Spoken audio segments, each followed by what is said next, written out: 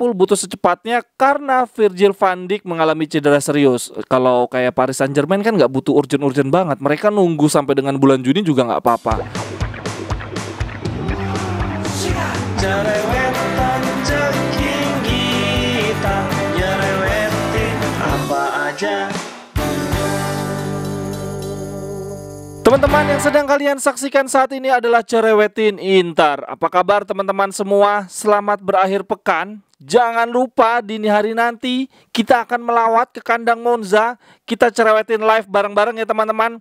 Mumpung besok libur. Kick off-nya ini jam 2.45 waktu Indonesia bagian Barat. Biasanya gua mulai start live 15 menit sebelum kick off. Dari prediksi line up, baik Gazeta maupun Sky Sport, mereka menyebut ada nama Lukaku di lini depan. Menurut gue ini cukup mengejutkan ya. Gazeta memprediksi duet di lini depan adalah Lukaku Lautaro, sementara Sky Sport menyebut Lukaku dan Dzeko. Udahlah, Lukaku main seminggu sekali aja menurut gue udah cukup. Sekali jadi starter, sekalinya lagi jadi pemain cadangan, besoknya starter lagi, terus pemain cadangan lagi. Daripada dia malah cedera panjang, kita yang rugi. Di pertandingan lawan Monza nanti kemungkinan kita ada beberapa rotasi. Acerbi mungkin disimpan sehingga De Vrij akan mendapatkan tempat utama. Lalu di lini tengah kemungkinan wingback kanan kita akan ada Dumfries. Wah, Mr. Back Pass is back. Tapi untuk posisi gelandang tengah kemungkinan masih diisi Mkhitaryan, Calhanoglu dan Barella. Mungkin Inzaghi tidak mau terlalu mengambil risiko ya. Kita harus sapu bersih seluruh pertandingan di bulan Januari. Dan lagi pula 3 hari setelah pertandingan lawan Monza akan ada Coppa Italia.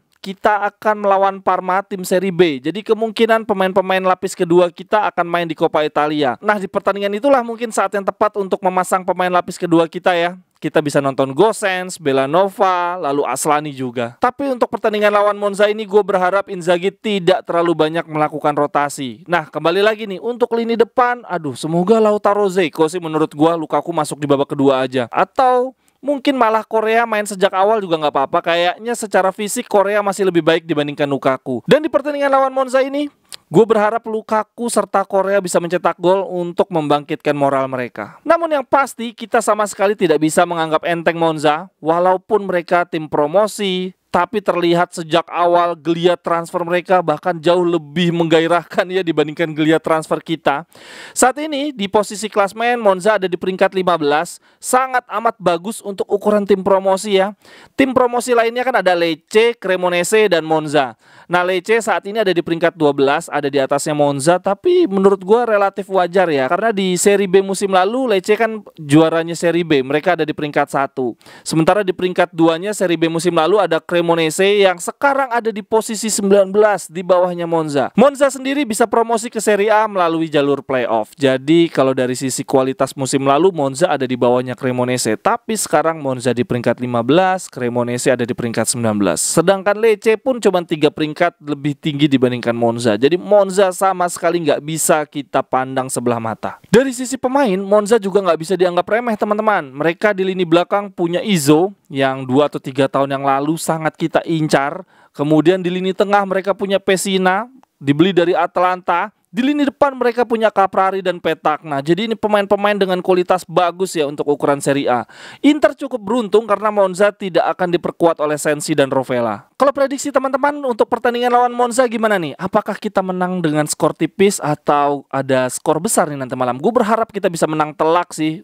Lukaku cetak gol, Korea cetak gol. Lautaro juga butuh banget sih cetak gol karena dia pasti mentalnya masih agak down gara-gara bermain buruk di Piala Dunia. Satu hal yang perlu diasah adalah finishing ya. Kita terlalu banyak membuang peluang. Kayak kemarin lawan Napoli seharusnya kita bisa cetak 2 atau 3 gol sebetulnya. Oke, lanjut berita terhangat tentang bursa transfer Skriniar. Gazeta di sini menyampaikan bahwa Inter akan mengambil sikap terkait transfer Skriniar. Kalau sampai tidak ada respon sampai dengan 20 Januari, maka Skriniar akan dilepas di bursa transfer Januari ini. Aduh, 20 Januari masih 13 hari lagi, masih 2 minggu lagi teman-teman, deg-degan. Kalau Skriniar ternyata dilepas ya sudahlah, yang penting kita bisa cepat-cepat cari pengganti juga nih. Jangan sampai mepet-mepet dijual terus kita nggak bisa dapat pengganti. Aduh, ambiar banget. Nah, calon pembelinya Skriniar bertambah teman-teman. Sekarang ada Liverpool. Di sini dikatakan salah seorang perantara transfer Liverpool diinfokan mulai menghubungi Inter untuk mencari tahu status transfer Skriniar. Liverpool sangat berminat untuk menggunakan jasa Skriniar secepatnya karena back mereka Van Dijk cedera cukup serius. Kalau kayak Paris Saint-Germain kan nggak butuh urgent-urgent banget. Mereka nunggu sampai dengan bulan Juni juga nggak apa-apa.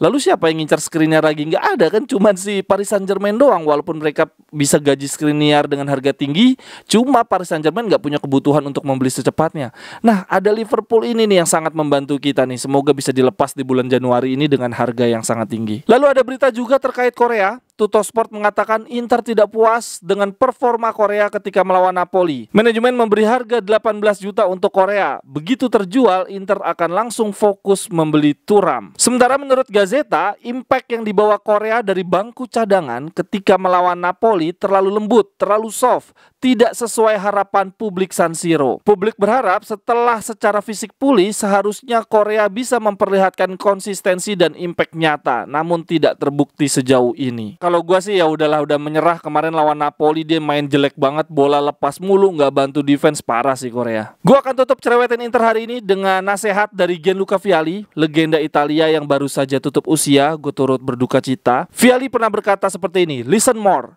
talk less, improve yourself every day, love often and help others. In my opinion, this is the secret of happiness." Jadi perbanyaklah mendengar, kurangi berbicara, perbaiki diri setiap hari, dan seringlah tertawa dan membantu orang lain.